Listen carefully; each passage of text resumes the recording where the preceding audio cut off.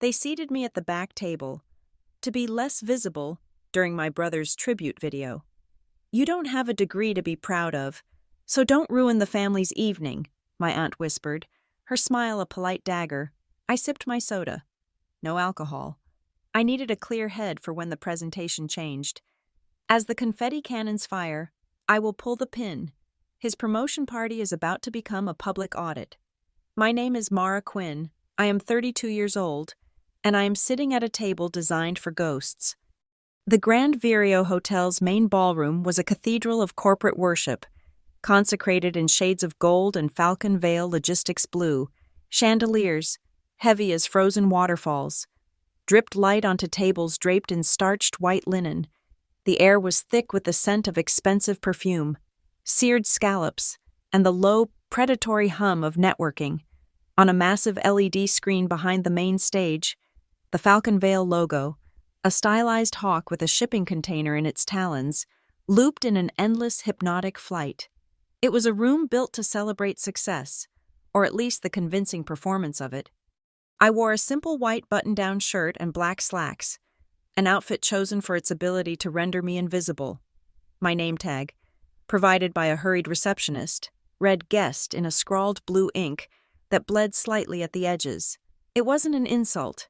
It was a statement of fact. I was not a participant, merely an observer, an annotation in the margins of my family's grand narrative. Across the room, at table 1, the family was holding court. My mother, Helen, in a silk dress the color of champagne, adjusted the fall of the fabric over her knee. My Aunt Carol, her lips a severe slash of crimson, was laughing at something my brother's fiancé, Julian, had said. Julian, impeccable in a Tom Ford suit, gestured with a flute of actual champagne, his signet ring catching the light. They were a portrait of prosperity, their postures straight, their voices modulated to carry just enough weight, and at the center of their orbit, basking in the glow, was my brother, Nolan Quinn. Their conversation was a familiar liturgy. I didn't need to hear the words to know the content. It was about Nolan's latest triumph, his double MBA, a qualification he'd acquired from an online institution with a very impressive name. They spoke of it in hushed, reverent tones, as if it were a sacred text. They talked about his strategic vision, the synergy he created, the disruption he was leading in the logistics sector. They were building his effigy out of buzzwords. I felt a light pressure on my wrist. My mother had appeared beside my table, her smile thin and tight. She didn't sit. One doesn't sit with the help. "Mara, darling," she began, her voice a low, urgent murmur. She placed her cool, manicured hand over mine. "Just a reminder, this is Nolan's night, a very important night. There will be influential people here." She squeezed gently, a gesture that was meant to feel like affection but landed like a warning. "So please, just be quiet. Listen, smile, but don't interrupt the adults' conversation, all right? I am 32 years old. I have managed multi-state forensic audits. I have testified in arbitration hearings that made seasoned lawyers sweat. But in this room, to this woman, I was a perpetual adolescent who might still blurt out an embarrassing truth at the dinner table. "Of course, Mom," I said. The words tasted like ash. She patted my hand once more, a final act of dismissal, and glided back to her throne at table 1. Her duty to the family's black sheep fulfilled. The lights dimmed further, and a generic synth track, full of optimistic swells and percussive clicks, began to play. The CEO of Falcon Veil, a man with a weathered face and a suit that cost more than my car, was on stage. He spoke for 10 minutes, a word salad of forward momentum, shareholder value, and unprecedented growth. He was the opening act. Nolan was the headliner. "And now," the CEO boomed, his voice echoing slightly, "the man who has redefined what it means to be a growth leader, the architect of our Q2 success. Please join me in welcoming our new Vice President of Strategic Growth, Nolan Quinn." The room erupted. The applause was a physical force, a wave of sound that washed over me. The synth music surged, and Nolan rose from his seat. Buttoning his jacket, he shook the CEO's hand, accepted the crystal obelisk of an award, and turned to the crowd with a smile that was perfectly calibrated for humility and triumph. He was a master of optics. The MC, a hired professional with a blindingly white smile, took the microphone. What a moment! Nolan, an incredible journey. But we all know no one gets to the top alone. So, I have to ask the family, he said, gesturing toward table 1. Who was the person who sacrificed the most to get this incredible man to where he is today? It was a softball question, designed for a heartwarming, cliché answer. My mother leaned into the tabletop microphone that had been placed before them for just such an occasion. Her voice, trembling with practiced emotion, filled the ballroom. We all did, she declared, placing a hand over her heart. This whole family believed in him, supported him, and pushed him to be his best. She paused.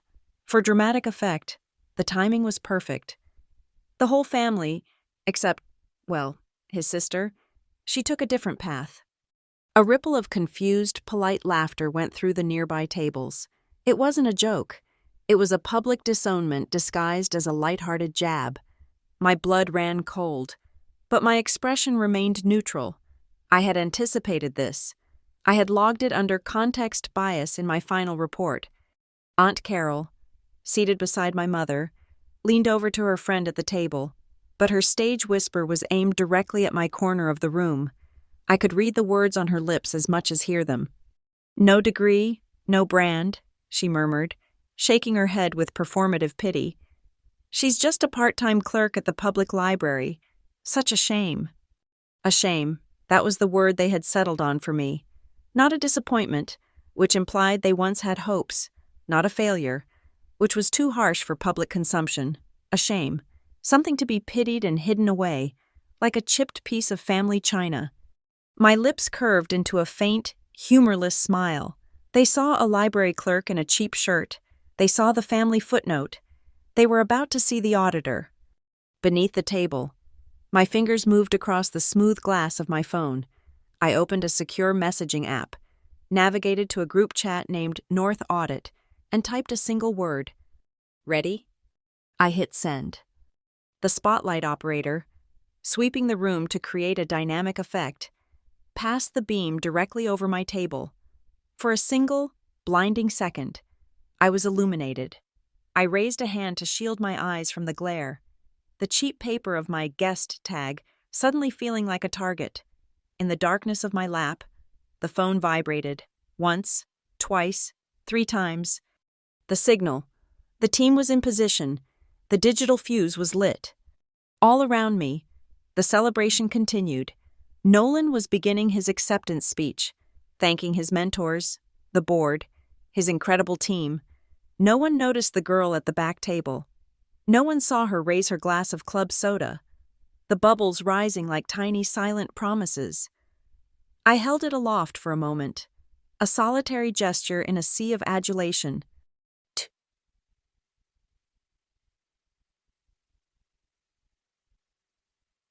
Truth, I whispered, the words swallowed by the applause. It didn't matter. I didn't need them to hear me. They were about to see it. Nolan's voice filled the ballroom, a smooth, practiced baritone polished by years of presentations and boardroom pitches. He was telling an anecdote about his early days at Falcon Vale, a charming, self-deprecating story about misfiling a manifest that ended with a lesson on attention to detail. The crowd chuckled appreciatively. I heard the story not as an anecdote, but as a data point. It was a performance, and like any performance, it could be audited. His voice, the golden lights, the clinking of glasses, it all faded into a low hum as my mind drifted back to the place where this all began. Our family home on Black Willow Lane. It wasn't a house so much as a museum dedicated to the canonization of Nolan Quinn. The main hallway was what I privately called the Wall of Nolan.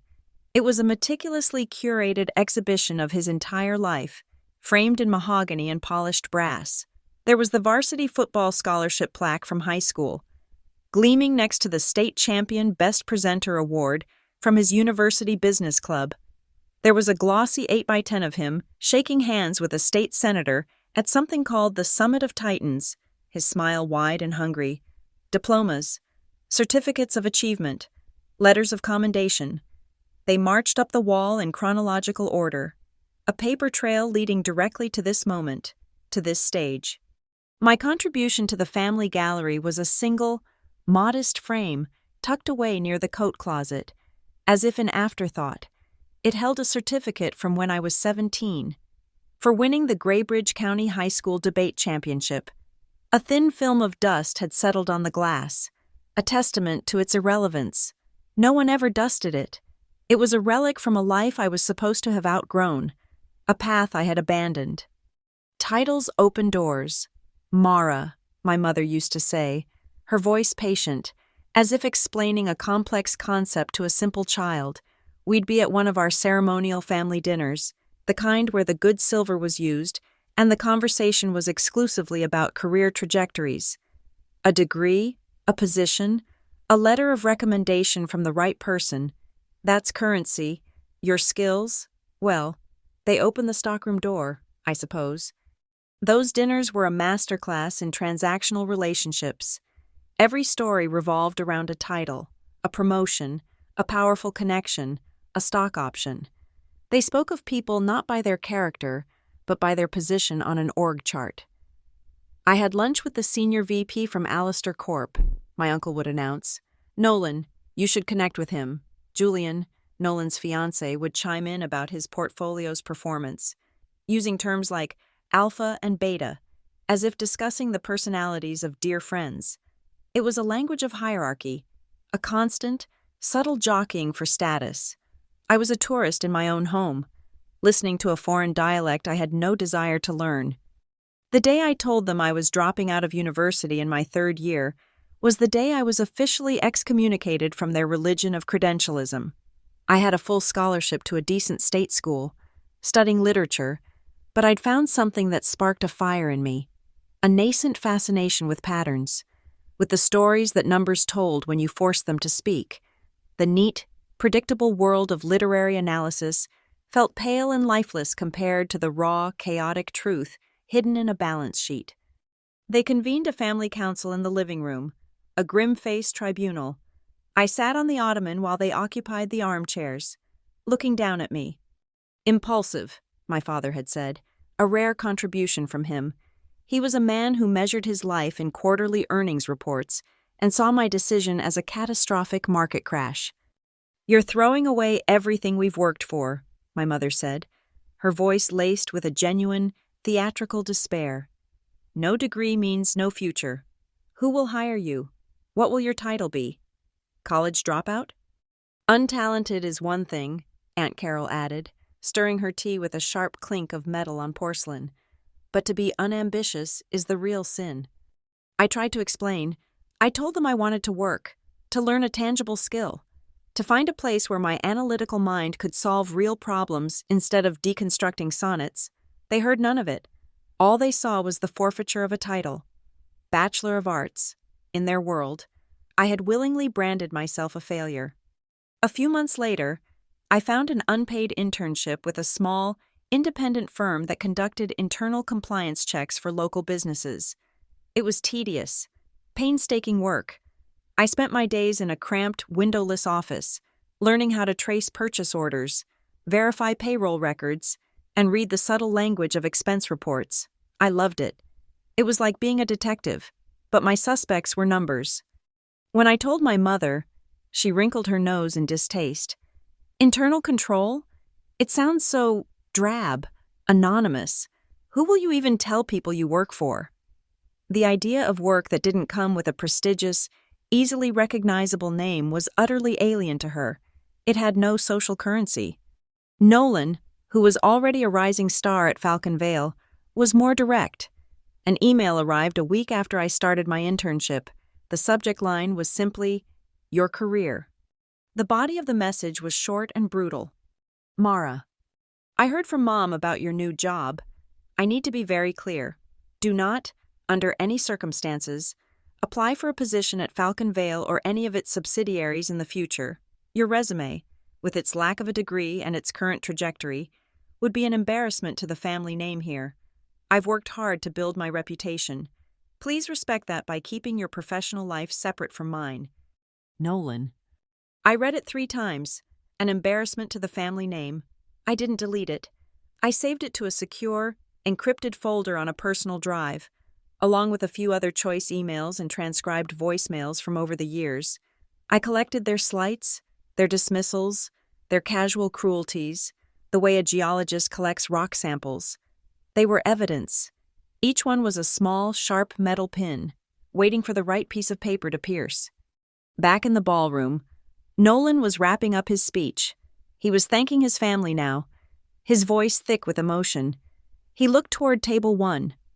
To my mother, my aunt, my fiancé, your unwavering belief in me has been my foundation.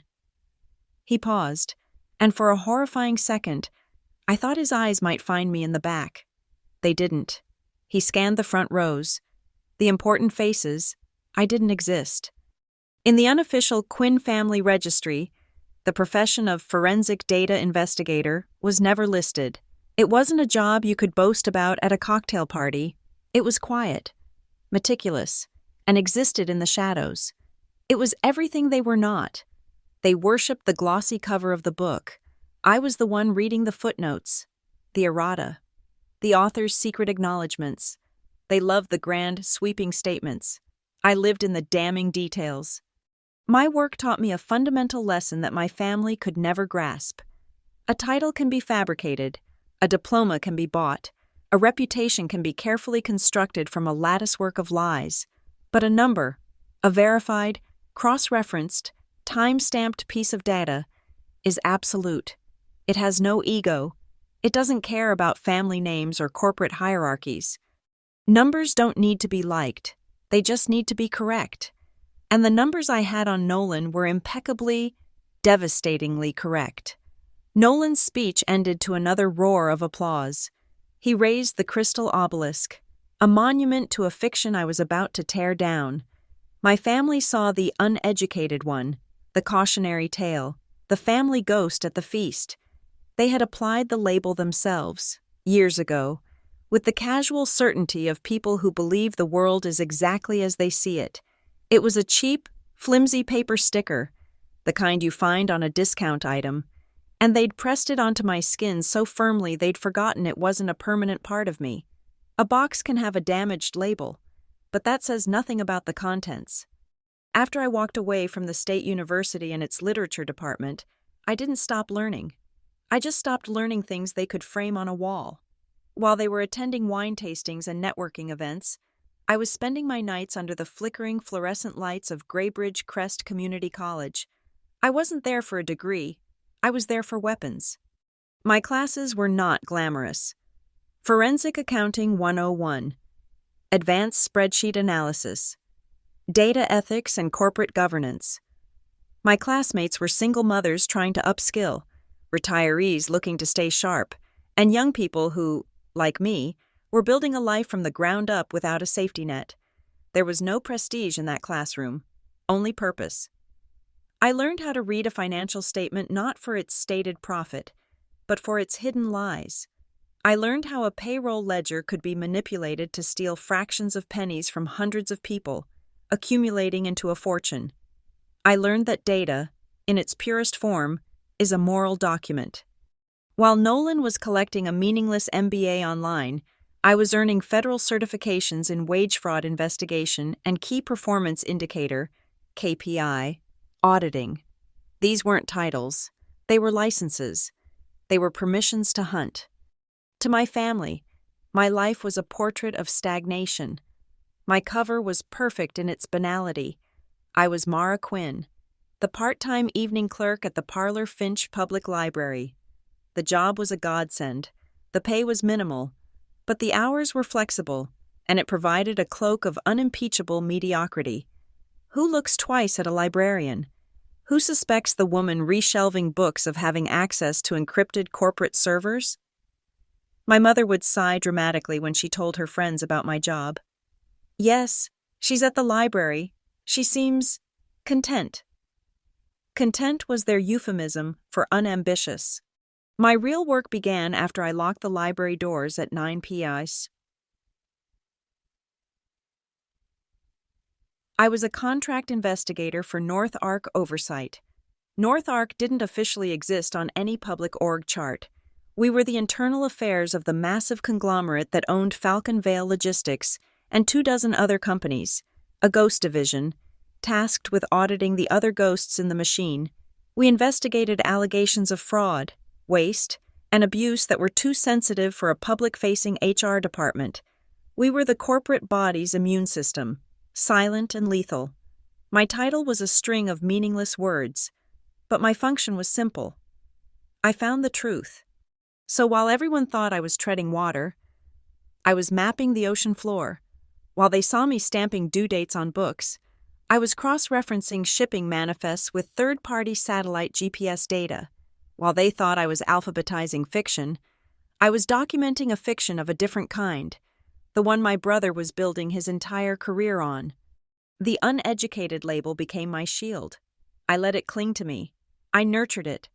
When my aunt would ask patronizingly if I was still enjoying the quiet life, I would smile and say yes. When my mother would lament my lack of drive, I would nod and look appropriately chastened. I understood something they never would. People who talk a lot, who boast about their titles and their connections, are broadcasting their vulnerabilities. They assume everyone else is playing the same game. They don't guard against the listener. The one who says little sees everything. In my quiet observations, I learned to filter signal from noise. I became a student of human behavior, of the tiny tells that expose a lie. The way a manager's email becomes overly formal when they're trying to create a paper trail. The slight hesitation in a voice on a recorded quarterly call when a questionable number is presented. My family, with their constant, performative chatter, was the perfect training ground. They were so busy talking, they never realized they were confessing. Every condescending remark, every pitying glance, became a data point. Each time one of them used the word worthless or disappointment in relation to me. I didn't let the anger fester. I went home, opened a secure file on my encrypted drive labeled Nolan Project, and made a new entry in a subdocument titled Context Bias. It was a log of their prejudice, a meticulous record of why they would be incapable of believing I could be the one to uncover the truth. It was my insurance against their denial. Let me be clear. I don't hate education. I don't resent people with degrees. I resent how my family used them. They don't see a certificate as proof of knowledge, but as a ticket to a club, a bludgeon to wield against those they deem lesser. They worship the symbol, not the substance. They believe a piece of paper from an accredited institution makes a person's words more valuable, their character more sound, their integrity more certain. I was about to provide a brutal, practical lesson to the contrary. Integrity isn't conferred by a university. It's demonstrated through action. And accountability isn't a theoretical concept from a business ethics textbook. It's a real-time audit with inescapable consequences. The night before the party, I sat alone in my small apartment, the only light coming from my 3 monitors. The investigation was complete. The timeline was built. The evidence was compiled, cross-referenced, and hashed with SHA-256 cryptographic signatures to ensure its integrity. I had it all. The doctored KPI reports, the emails where Nolan pressured regional managers to clean the corridor file, the inflated invoices from a shell consulting firm, the proof of systemic wage theft from over 100 drivers. My work was done. All that was left was the presentation. I opened the final document, a 7-page executive summary. It was concise, clinical, and stripped of all emotion. It was a simple recitation of facts, each one backed by an appendix of irrefutable proof. I hit print. The soft whirring of my laser printer was the only sound in the room. One by one, the pages emerged, warm to the touch. The words and numbers on them felt heavier than their weight in paper. This was the culmination of years of being underestimated. This was the invoice for every insult, every dismissal. I tapped the pages into a neat stack on my desk. I slid them into a simple, sturdy manila envelope, On the front, in clean, black block letters, I wrote 2 words: for legal. I held the envelope in my hands. It was the most valuable thing I had ever produced. It was my degree, my title, my letter of recommendation all in one. It was the key that would not just open a door, but blow the entire doorframe out of the wall. The cheap, flimsy, uneducated sticker was about to be peeled away, and the gift I had for my brother, for my family, for Falcon Vale Logistics, was finally ready to be unwrapped. The investigation didn't begin with a grand revelation. It started with a number that was too perfect, a single key performance indicator, buried on page 14 of a quarterly performance review for Falcon Vale's northeastern sector. Growth by corridor, a metric Nolan had personally designed, showed a staggering 38% increase in efficiency for Q2. It was a beautiful number, a career-making number. It was also impossible. My first step was to pull the raw data. I compared the reported container volume against the actual gate logs and weight sensor data from the transport hubs. They didn't align. According to Nolan's report, the logistical corridors were humming with unprecedented activity, but the physical evidence, the actual records of trucks entering and leaving the depots, showed a modest, single-digit increase, consistent with seasonal demand. The 38% wasn't an exaggeration. It was a ghost, a fabrication woven from thin air. This discrepancy led me to the expense reports. Where there is manufactured growth, there is usually a manufactured cost to justify it. I found it in a series of escalating payments to a third-party contractor, Elm Aria Consulting. Their invoices were masterpieces of corporate vagueness, billing tens of thousands of dollars for services like strategic optimization, synergy implementation, and process streamlining. There were no itemized deliverables, no concrete metrics of success. It was the kind of billing that relied on no one ever bothering to ask what the words actually meant. A simple background check on Elm Aria Consulting revealed it was a 2-person operation registered to a residential address.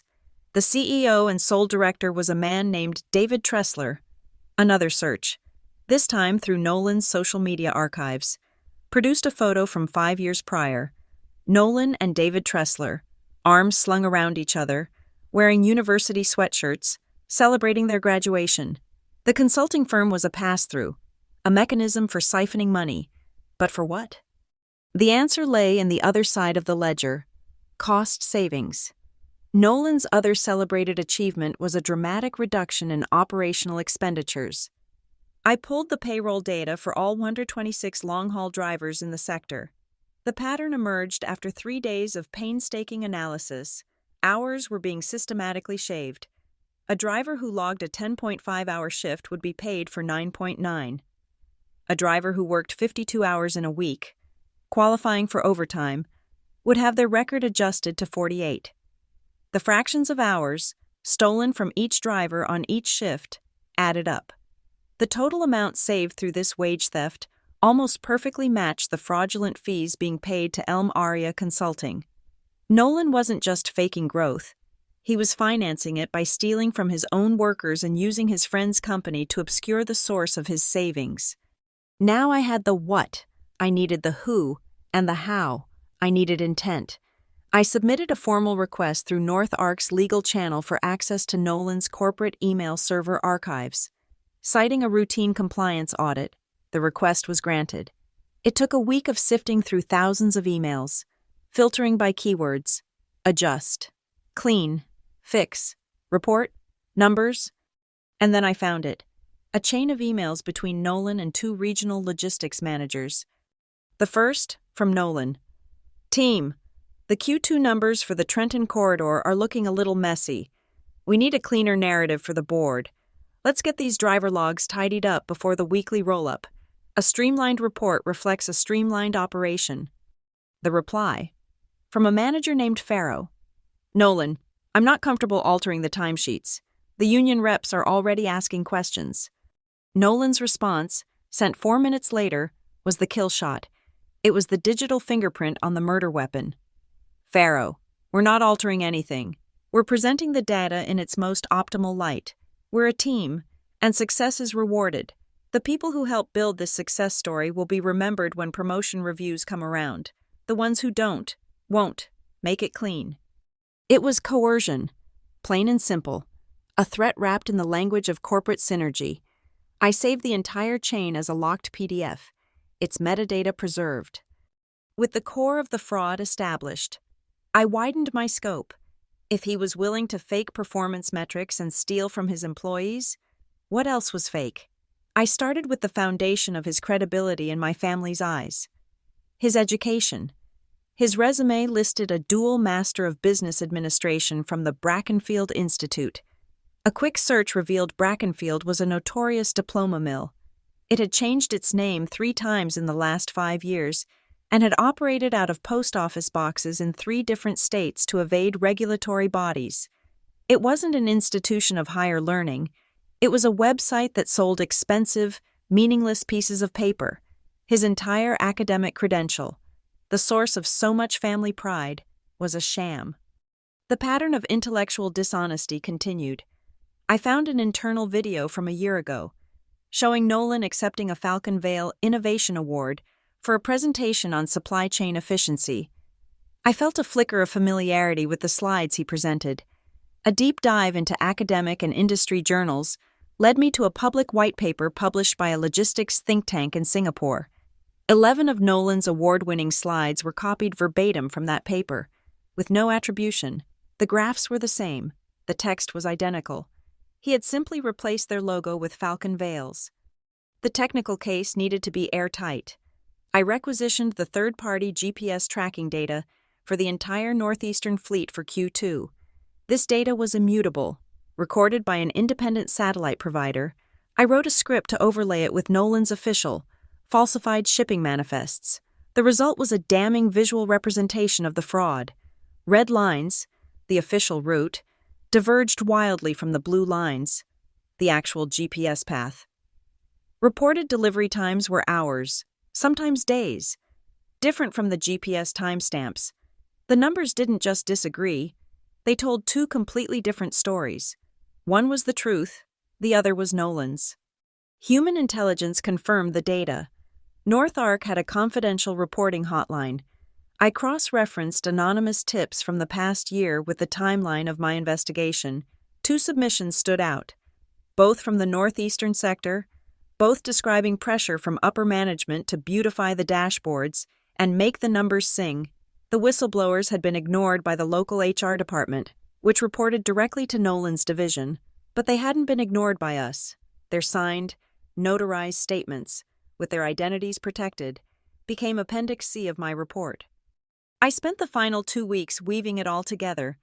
I constructed a detailed 9-month timeline of the fraud, from the incorporation of Elm Aria Consulting to the final doctored KPI report. Every single assertion was linked to a primary source document, a digital file with its SHA 256 hash recorded to prevent any claim of tampering, or a signed affidavit. It was a monument to his arrogance, built from his own emails, his own reports, and his own lies. The final step was presenting the plan to my director at North Ark. We sat in a sterile, soundproof conference room. I laid out the 7-page summary. He read it in silence, his expression unreadable. When he finished, he didn't question a single finding. His only question was about the timing of the disclosure. "Your recommendation is to make the announcement at the promotion event?" he asked, his voice flat. "Yes," I replied, my own voice steady. "If we confront him privately, he'll have time to spin a narrative, to contact allies, to attempt to destroy evidence. He'll lawyer up and try to drag this into a year of litigation. A public, real-time confrontation eliminates that. It's a controlled demolition. There will be no room for denial, no space for ambiguity. We force transparency on our terms." He looked at me for a long moment, a flicker of something, respect, perhaps, in his eyes. "This is your brother, Quinn," he stated. It wasn't a question. "He is the subject of my investigation," I corrected him, "and the investigation is complete." He nodded slowly. "The plan is approved. Execute as outlined. An operation of this nature is not an act of passion. It is a sequence of logistical deployments. Every detail of the evening, from the lighting cues to the placement of the water glasses, was a variable I had accounted for. Revenge is a chaotic, emotional affair. A professional audit is a controlled demolition. I was not here for revenge. I was here to present my findings.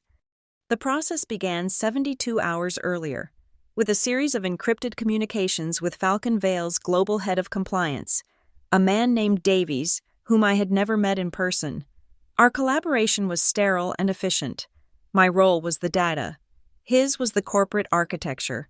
At precisely 7:50 p.m., 10 minutes before the tribute video was scheduled to air, his team in the London office would execute a remote administrative lockdown on the event's media server.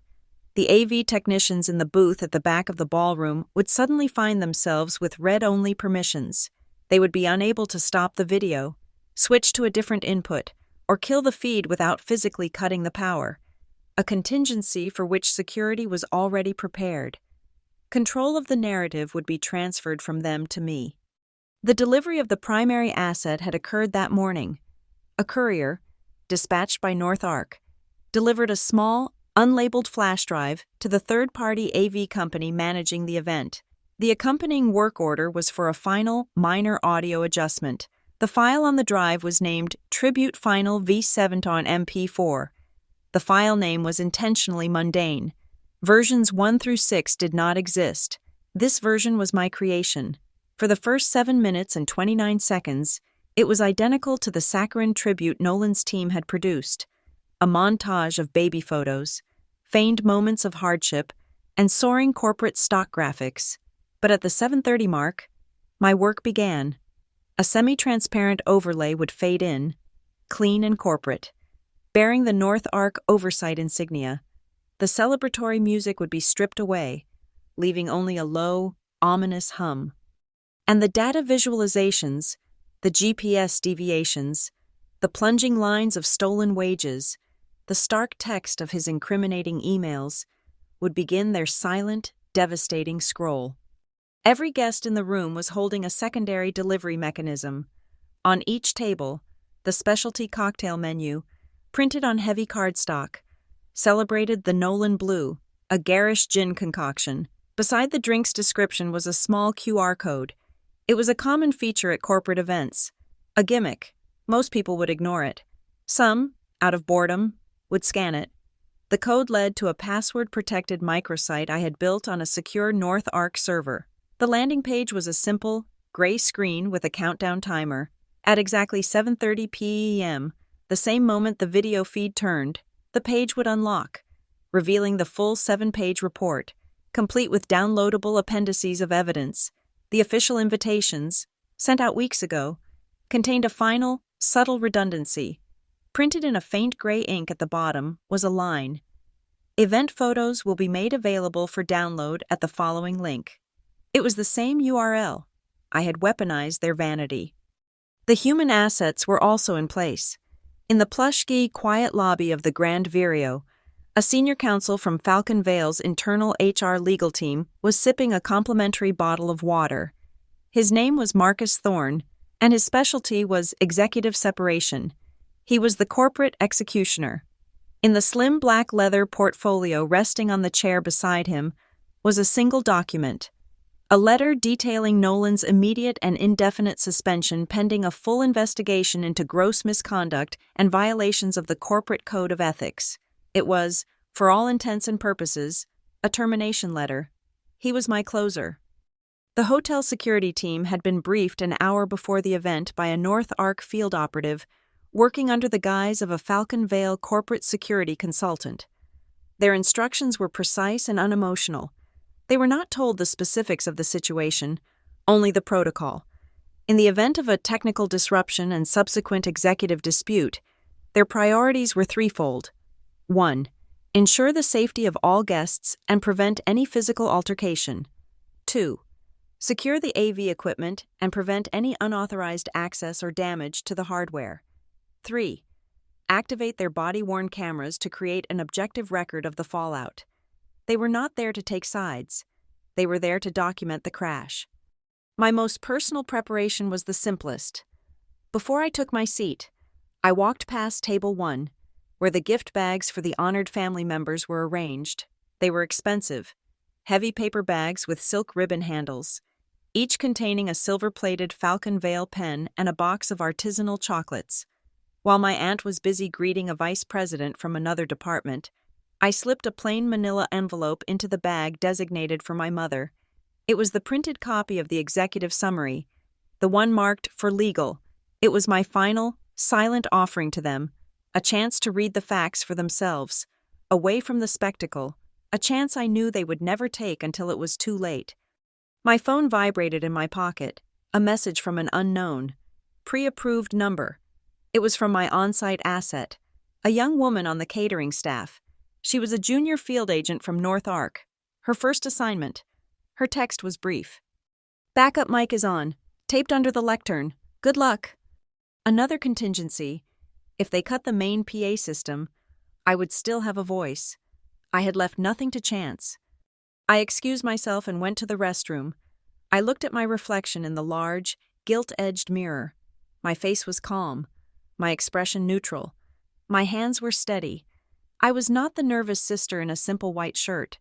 I was the lead investigator at the conclusion of a 9-month project.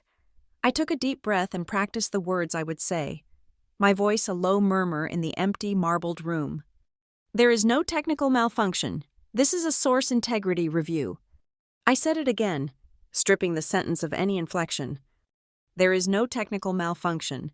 This is a source integrity review." One more time. My eyes locked on my own. Short, clear, devoid of emotion. A statement of fact. The entire operation was calibrated to a single trigger point. I had studied hours of footage of Nolan's past speeches and presentations. He was a creature of habit, of rehearsed charisma.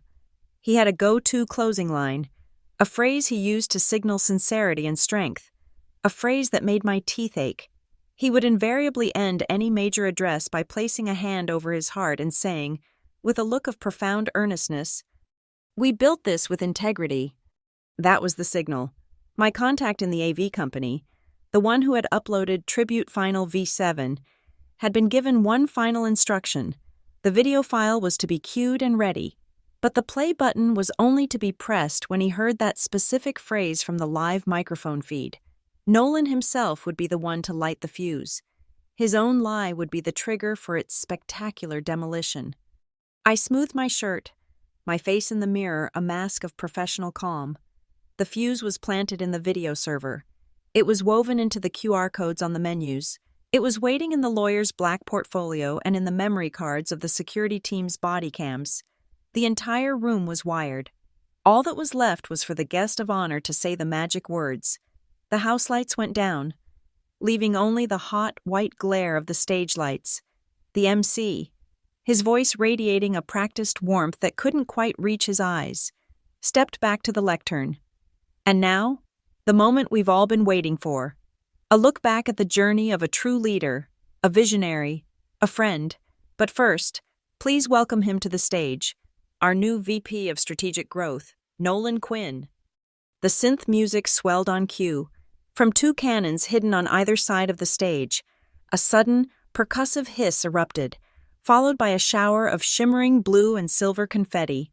It rained down like metallic snow, catching the light, coating the shoulders of the people at the front tables. Nolan rose, his smile a beacon of practiced humility. He ascended the small set of stairs, shook the CEO's hand again, and turned to face the applause, raising a hand to the crowd. The massive LED screen behind him flickered to life. The tribute video began. It was exactly as I had seen in the draft I'd acquired, a hagiography in motion, Nolan as a toddler, stacking blocks with fierce concentration, Nolan in a football uniform, throwing a perfect spiral, Nolan accepting his diploma, the one from the real university, not the online certificate mill. It was a carefully constructed narrative of inevitable success, each frame sanitized and polished. The final shot of the opening montage was the one from the wall at home. Nolan shaking the hand of the CEO on his first day at Falcon Vale, both of them younger, the ambition practically radiating from my brother's pores. At table 1, a soft sound of weeping began. It was my mother. She dabbed at the corner of her eye with a cocktail napkin, her other hand clutching her small, expensive purse as if it were a life raft. She was overcome with the performance of it all, the perfect validation of her life's singular project, her son. Aunt Carol leaned toward me, her presence a cold draft in the warm room. She didn't look at me, but her voice was a sharp, venomous whisper meant only for my ears.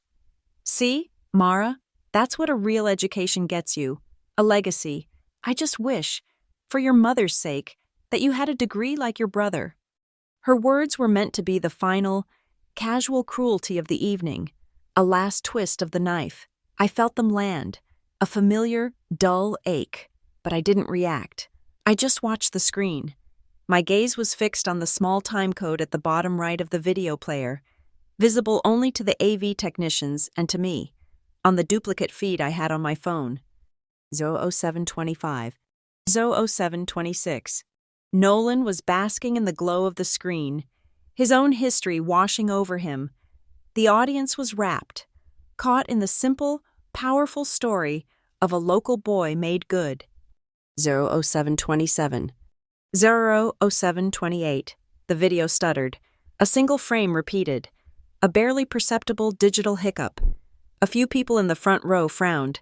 The audio, a soaring orchestral piece, seemed to warp for a microsecond. 00729. And then, at precisely 000730, the screen went black for a single, stark second. The orchestra cut out, replaced by a deep, resonant silence that felt heavier and louder than any music. When the image returned, the tribute video was gone. In its place was a clean, cold corporate slide. The background was Falcon Vale blue, but the text was a brutal white. At the top, the North Arc Oversight logo. Beneath it, the words, "Source Integrity Review, Falcon Vale Logistics, Northeastern Sector, Q2, Earnings." A collective gasp went through the ballroom. The air turned to ice. On stage, Nolan's smile froze, then collapsed. His hand, still half raised in a wave, hung in the air like a strange monument to a moment that had already died. The slide dissolved, replaced by a split screen. On the left, Nolan's beautiful KPI chart, the one showing 38% growth, was displayed in vibrant color.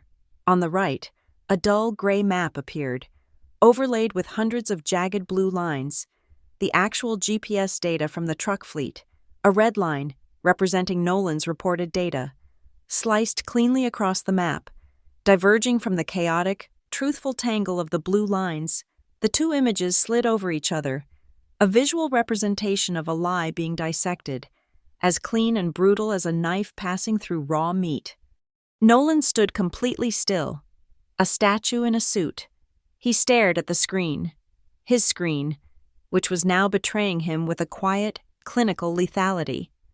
The MC, his face pale, grabbed a microphone and forced a laugh that sounded like cracking plastic. "Whoa, looks like we've got a little technical difficulty here. Folks, let's get that video back up, shall we?" But no one was looking at him. They were looking at their phones. Across the room, a constellation of small, bright rectangles began to glow, one by one. Guests were scanning the QR code on the menu. The microsite was live. The countdown was over. The 7-page report was in their hands. A low murmur started, a sound like disturbed hornets. It grew, became words. I could hear them from the tables nearby, sharp and clear in the suffocating silence. "Wage theft? Is that what this says?" A man in a pinstripe suit whispered to his companion. "Faked metrics, 126 drivers," a woman read from her screen, her voice full of disbelief. "Elm Aria Consulting. Wait, I know David Tressler. He's Julian's friend." The infection was spreading faster than any virus, jumping from table to table, from phone to phone. The carefully constructed reality of the evening was shattering into a million digital pieces. This was my cue. I pushed my chair back, the sound scraping loudly in the near-silent room. I stood up. Every head in my vicinity turned towards me. I caught the eye of a floor manager who was standing paralyzed by the service door. A microphone clipped to his belt for emergency announcements. I held his gaze and raised my hand slightly. A calm, simple request. He hesitated for a second, then, desperate for any kind of direction, unclipped it and walked it over to me. As I took it from his trembling hand, the event's main camera operator, sweeping the room in a panic, found me. The spotlight that had been searching for a solution landed on the girl at the back table, on the massive LED screens flanking the stage. My face appeared, pale and composed. My name tag, with the single, scrawled word, guest, was visible for all to see. It was the perfect punchline to a joke no one else had understood until now. I took a breath. The air was thick, heavy. I could feel the heat of the light on my face. I looked past the stunned faces of the executives, past the horror dawning on my mother's face, past the confusion in my aunt's eyes. I looked directly at my brother, who was now staring at my image on the screen, his face a mask of dawning, uncomprehending terror. I raised the microphone to my lips. My voice, when it came out, was steady and clear. It cut through the whispers, silencing them instantly. "There is no technical malfunction," I said. "This is just data that wants to be heard." I paused, letting the statement land. I let them all look from the damning evidence on the screen to the anonymous guest who had just claimed responsibility. Then, I looked straight at Nolan. Integrity starts now. The silence in the room was a physical entity, a thick, suffocating blanket. My words hung in the air. An indictment, on the stage. Nolan's face, projected 20 feet high, cycled through a series of emotions: confusion, disbelief, and finally, a flicker of pure, animal panic. He found his voice, a strained, desperate attempt at regaining control. It was the only weapon he had left. Mockery. "Integrity?" he scoffed, a pathetic echo of his usual confidence. He forced a small, incredulous laugh. "What would you know about integrity? You work at the library, Mara. You stamp books for a living." The room held its breath. It was the moment he laid his final, foolish bet, pushing all his chips onto the lie they had all so carefully maintained. I didn't answer him with words. Instead, I raised my right hand. In it was a small, black rectangular device, a simple presentation remote. It was an object of absolute power. I pressed a button. Click. The split screen on the main monitor vanished. It was replaced by a high-resolution scan of a document. It was Nolan's Master of Business Administration diploma from the Brackenfield Institute, rendered in ornate, calligraphic script. For a second, a wave of relief washed over his face. Then, I pressed the button again. Click. A new image appeared below the diploma. It was a legal notice, stamped in stark red letters. Institution permanently closed by the state of Delaware. Reason: academic misrepresentation. His proudest credential was not just worthless, it was legally fraudulent. "You're right, Nolan," I said, my voice cutting through the renewed wave of whispers. "I work at a library. We have excellent research databases there." Click. The next slide was an email, his email, the one he sent to his regional manager, Pharaoh. The words were enormous, impossible to ignore. "The people who help build this success story will be remembered. The ones who won't, make it clean." And beneath the text, his digital signature was magnified to the size of a billboard. Nolan Quinn, Director of Strategic Growth. It was a confession in his own hand. Nolan flinched as if he'd been struck. His eyes darted to the CEO, to his mother, searching for an ally, an escape route. There was none.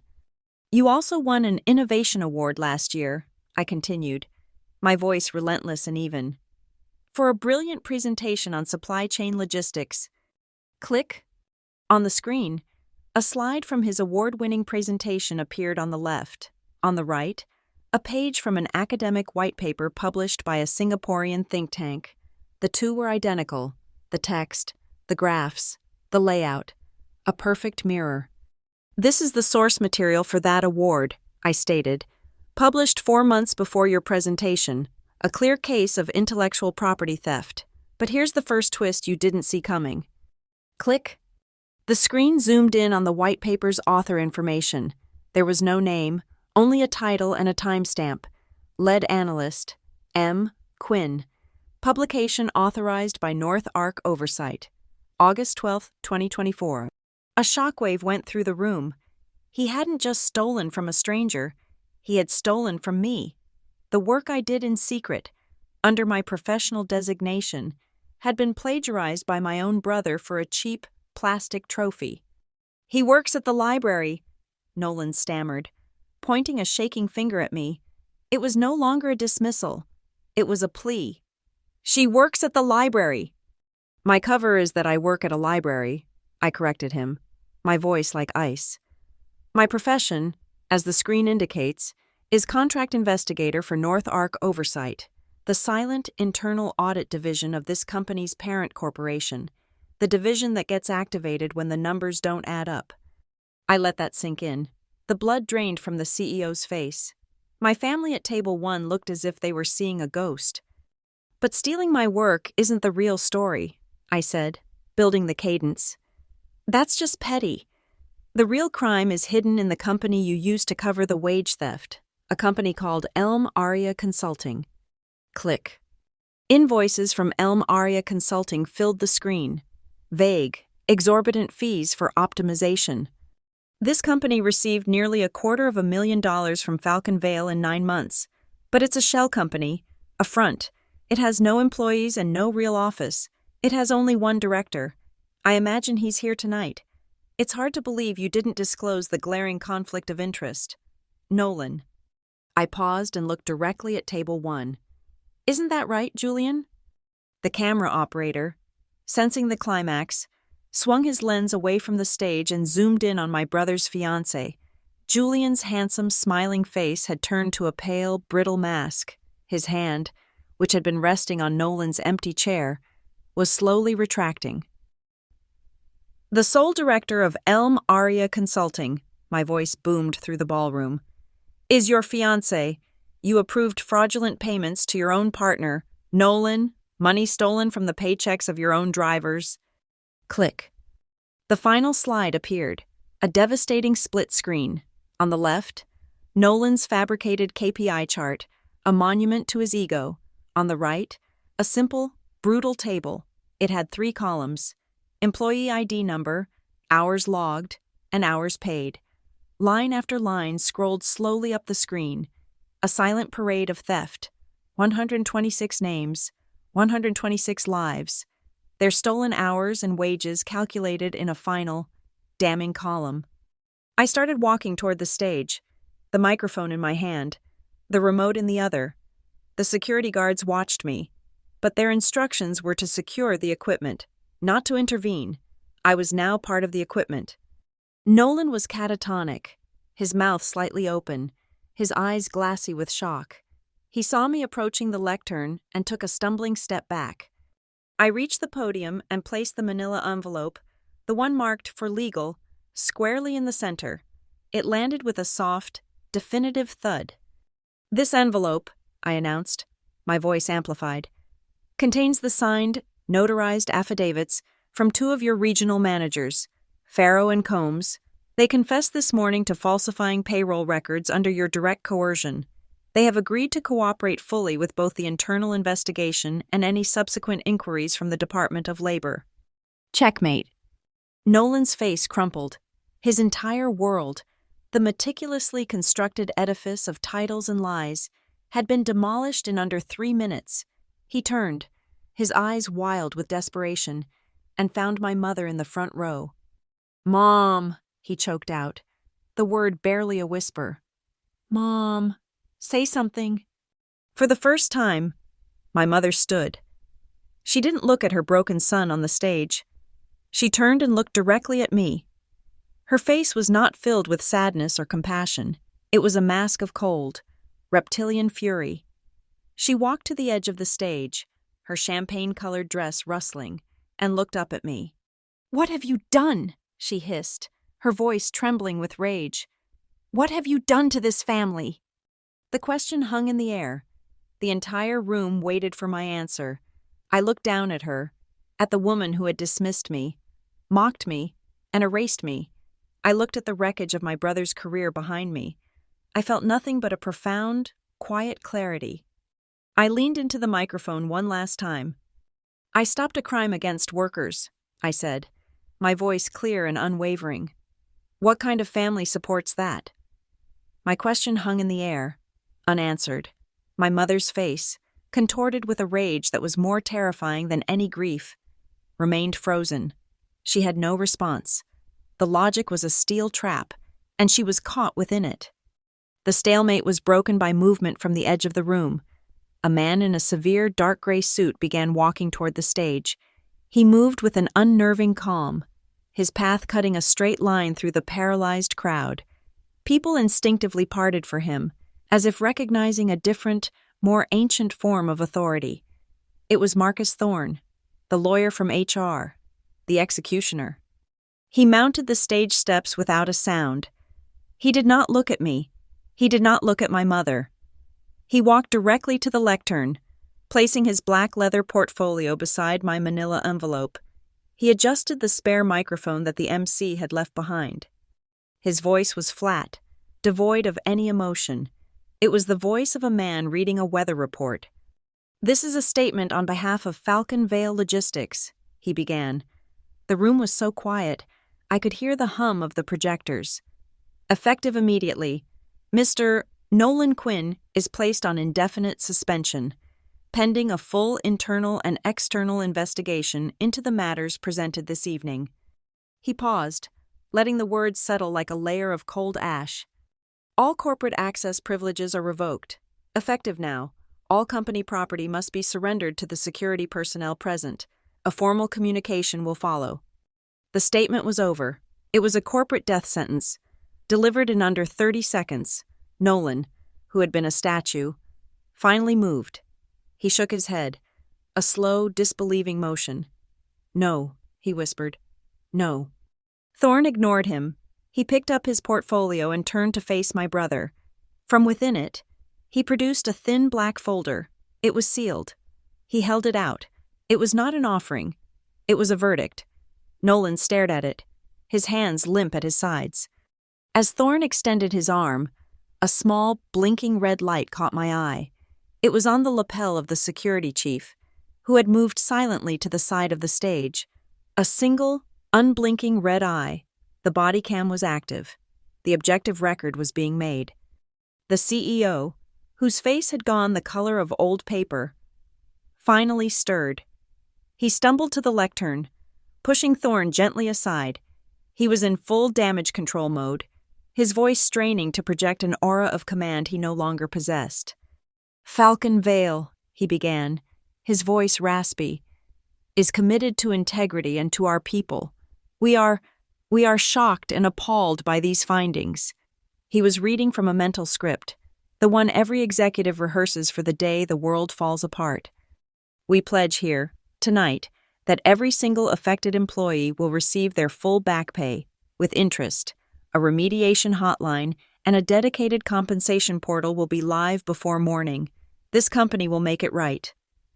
He was speaking not to the guests, but to the drivers, to the union, to the regulators who would be descending on them by sunrise. The crowd, which had been frozen in a state of collective shock, began to thaw. The whispers returned, a low, sibilant rustle that filled the vast room. And in that sea of murmurs, one word, one question, floated up and reached the stage with perfect clarity. "Uneducated?" a woman at a nearby table said, her voice a mixture of awe and disbelief. She wasn't speaking to anyone in particular, but her eyes were fixed on me. She repeated the word my mother had used as a weapon, but now it was a question mark, an absurdity. I stepped to the microphone. The CEO flinched back, surprised I was still there. I looked out at the woman, at all the curious, stunned faces now turned toward me. My response was not for them. It was for the record. It was the final line item in the audit. "Education is not a certificate," I said, my voice quiet but carrying through the entire hall. It's accountability. That was when Nolan finally broke. A guttural sound, something between a sob and a scream, tore from his throat. His eyes, wild and unfocused, darted around the stage. He was looking for something to destroy. He saw the thick bundle of cables running from the floor to the back of the giant LED screen that displayed the damning evidence of his fraud. He lunged. It was a final, pathetic act of rebellion, an attempt to unplug the truth. He never made it. Two members of the hotel security team, who had been standing like statues by the stairs, moved with a fluid, practiced grace. One stepped in front of him, a human wall in a black suit. The other placed a firm, calm hand on his arm. They didn't tackle him. They didn't restrain him. They simply blocked him. Their presence was a polite, immovable fact. His lunge collapsed into a defeated slump against the unyielding arm of the guard. It was over. I felt a long, slow exhale leave my body. A breath I felt like I had been holding for a decade. There was no joy in this, no triumphant surge, only the quiet, hollow finality of a task completed. The weight was gone. I placed the microphone back in its stand on the lectern. The soft click of its seating was the only sound I made. I was done. My work here was finished. As I turned, a single, stray piece of confetti, one of the thousands that had exploded into the air to celebrate his promotion, completed its long, slow, spiraling journey from the ceiling. It was silver.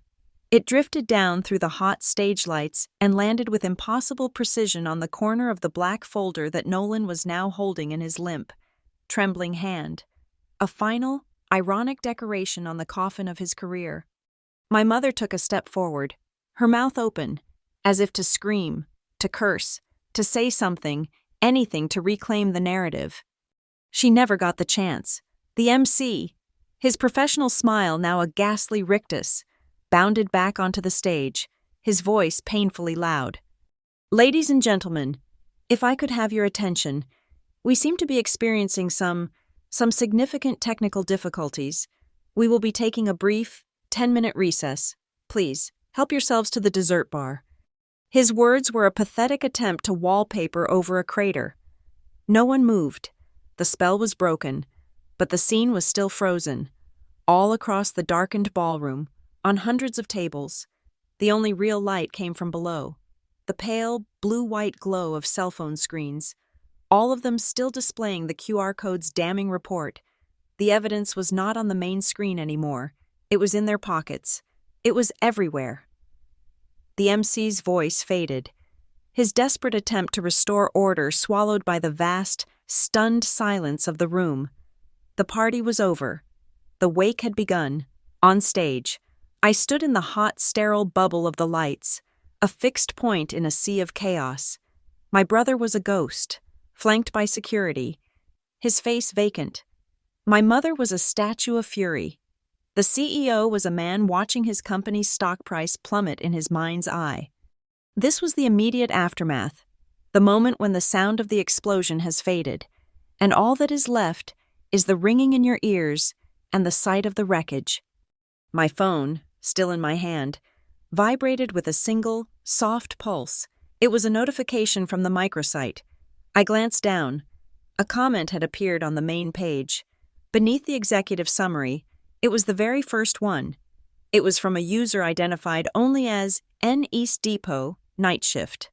The message was 4 simple words. We see you. My team, following protocol, had already pinned it to the top of the feed. It was a digital flare, a signal from the people who had been rendered invisible, confirming that the truth had reached them. It was the only validation I needed. The CEO, Mr. Hayes, turned to me. His face was a wreck. The confident corporate titan from an hour ago replaced by a tired, frightened old man. He saw me not as Mara Quinn, the disgraced sister, but as the physical embodiment of North Ark oversight. He saw me as the power that had just decapitated his rising star. North Ark, he said, his voice low and raspy, barely a whisper. Will your team be leading the remediation process? It was a question of surrender. He was ceding control. "The process has already begun," I replied, my voice level. I did not offer comfort. I offered facts. "A team is being assembled to oversee the full payroll audit. The compensation portal will be live by midnight. We will be in your office at 7 a.m. with a preliminary list of other managers who were complicit. This begins tonight." He nodded, a jerky, defeated motion. He understood. This was not a negotiation. It was a takeover. A shuffling sound came from the floor. My Aunt Carol was making her way toward the stage, her crimson lipstick now looking like a gash on her pale face. She clutched the arm of her husband, using him for support as she navigated the invisible debris field of the night's events. She stopped at the base of the stage, looking up at me, her eyes wide with a confusion that masqueraded as pity. "Mara," she stammered, her voice a brittle, cracking thing. "Mara, I had no idea. We didn't know. If we had known what Nolan was..." She trailed off, expecting me to fill the silence with forgiveness, with an acknowledgement of her shock. I offered none. I looked down at her, at the woman who had spent years sharpening her words on my perceived failures, and I felt nothing but a vast, cold distance. "You didn't need to know the details, Aunt Carol," I said, my voice cutting through her stammered apology. "You just needed to stop despising people for not having the same pieces of paper that you value." I paused, letting the words land. "You didn't know he was a criminal, but you knew he was cruel. You just called it ambition. You didn't need to know the truth. You just needed to be a better person." She recoiled as if slapped. She had come seeking absolution for her ignorance, but I had handed her a mirror to her malice. She turned away, burying her face in her husband's shoulder, finally silenced. My gaze shifted to the wreckage at the center of the stage. Nolan was still standing there, a hollow man in an expensive suit. His fiancée, Julian, had not moved. He stood a few feet away from him, a perfect picture of horrified stillness. Then, in a small, almost imperceptible movement, Julian took a single, deliberate step backward. It was a small distance in physical space, but it was a chasm in their relationship. He was moving away from the contamination. His eyes, which had been fixed on Nolan with a kind of morbid fascination, now looked away, scanning the crowd, seeking an exit, already calculating the social and financial cost of his proximity to this disaster. The partnership was dissolved, the unspoken contract broken. The MC, ever the professional, saw his chance to fill the void. He stepped back to the lectern, his voice booming with a desperate, false cheer.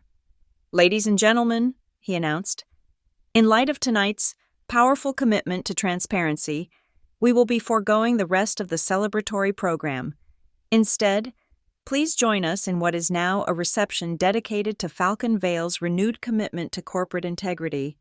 It was a clumsy, pathetic attempt to rebrand a public execution as a corporate retreat. And yet, a strange thing happened. A few people began to clap.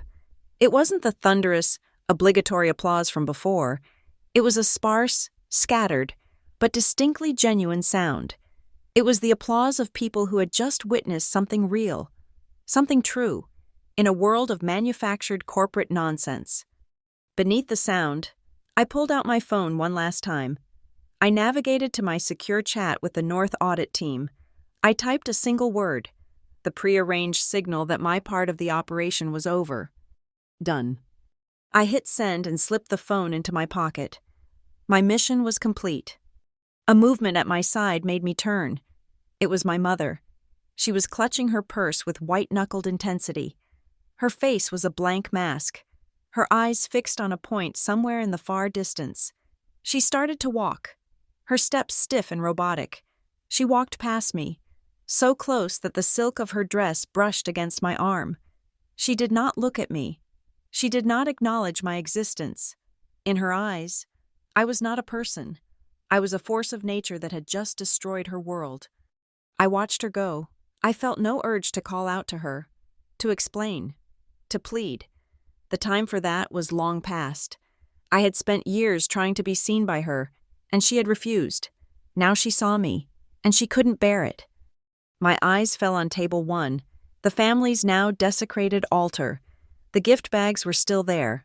Tucked inside one of them, I knew, was the other copy of the report, the one in the manila envelope. The full, unvarnished truth was waiting for them. If they ever found the courage to read it, I suspected they never would. Slowly, I reached up and unclipped the name tag from the collar of my shirt. Guessed. The scrawled ink seemed to mock me. I held the small rectangle of paper in my palm for a moment. It was a symbol of my assigned place in their world.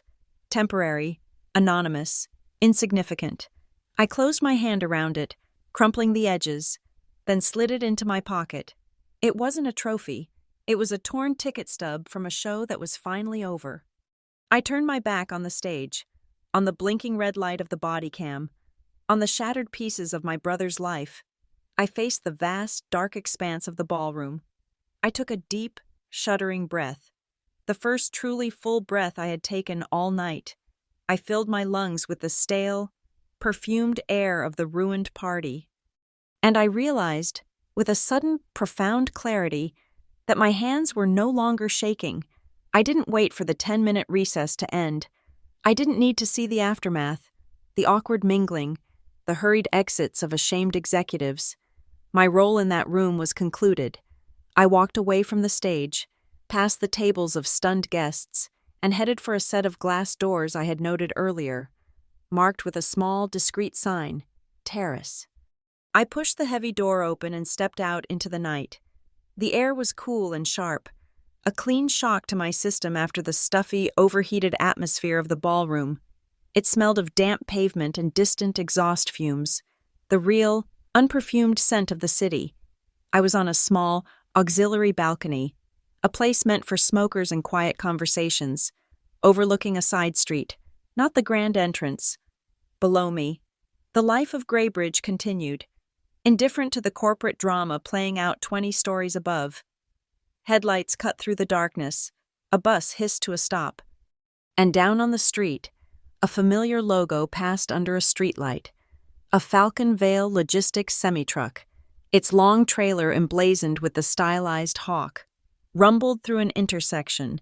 It was hauling its cargo from one point to another, a single, vital link in a chain that stretched across the continent. The driver in that cab had no idea what had just happened in the grand ballroom, but his life, and the lives of 125 of his colleagues, was about to change. The numbers on his next pay stub would be different. They would be correct. That was the only victory that mattered. Another truck followed it, and then another. The work went on. The real work. My phone vibrated in my pocket, a low, insistent hum against my leg. I pulled it out. The screen glowed with 2 new messages from the North Arc Secure Channel. They were from my director. The first read, Remediation Portal Live. It was ahead of schedule. My team was ruthlessly efficient. The mechanism for repayment was already active. The path to correction was open. A second message arrived a moment later. 3 words. Fair pay begins. I stared at the words on the screen. It was the simplest, most profound mission statement. It wasn't about my brother, or my mother, or the years of being called worthless. It was about this. It was for the name on a timesheet, the person behind the wheel, the family waiting at home. It was about a number on a spreadsheet being made whole. This was the work that had no title, no award, no grand party. It was just the quiet, relentless pursuit of what was right. I turned and looked back at the glass door I had just exited. It was slightly ajar, and a thick slice of warm, golden light spilled out onto the dark terrace, painting a bright rectangle at my feet. Through the gap, I could hear the sounds from within, the sharp, nervous clatter of silverware, the low, urgent murmur of 100 different conversations starting at once, the jarringly loud voice of the MC trying to direct people to the coffee station. It sounded like a foreign country, a place I had just passed through but had never truly inhabited. I felt no connection to the noise, to the people, to the golden room. My audit was filed. I was no longer a part of that system. No one would come looking for me. No one would call my name. My mother had already walked past me as if I were invisible. My aunt was nursing her wounded pride. The executives now saw me as a dangerous, unknowable entity from North Ark, not a person to be engaged with. And Nolan was being processed. He was no longer a brother, but a case file, a problem being managed. They wouldn't call for me. I didn't need them to. For the first time in my life, I didn't need anything from anyone in that room. I opened the note-taking app on my phone. It was a habit from my work, a need to document, to create a record. I typed a single, short sentence to myself. It was a closing entry for a case file that had been open for 15 years. The day I was called Uneducated ended at 7:30 p.m. I saved the note and put the phone back in my pocket. The cold from the metal railing seeped into my hands. I looked down at my clothes, at the simple, anonymous white button-down shirt. I smoothed the fabric at my cuffs, a small, final gesture of composure. I was not a guest. I was not a victim. I was not the family's shame. I was the auditor. I had come here tonight to present my findings. There was nothing more to say. No victory to celebrate. No one to confront. The data had spoken for itself.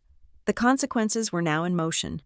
A chain of events that I had started but no longer controlled. I thought about what I would say if there were a camera on me now. A final debrief for the file. What would be the summary? The conclusion? There were no grand words, no philosophical pronouncements. There was only the quiet, unshakable truth of what had been accomplished. I turned away from the city and faced the glass door. I reached out and took the cold, metal handle in my hand.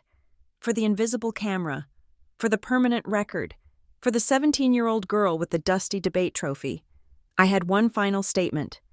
Not uneducated, unmistakable. I pulled the door closed.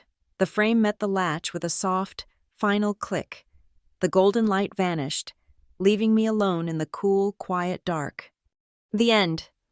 Thank you so much for listening to my story. It means the world to me. I'd love to know where you're tuning in from. So please drop a comment below, and let's connect and share our thoughts. If you enjoyed this, please consider subscribing to the channel and giving this video a like, and to help this story reach more people. You can support the channel even more by hitting the hype button. Your support makes all of this possible.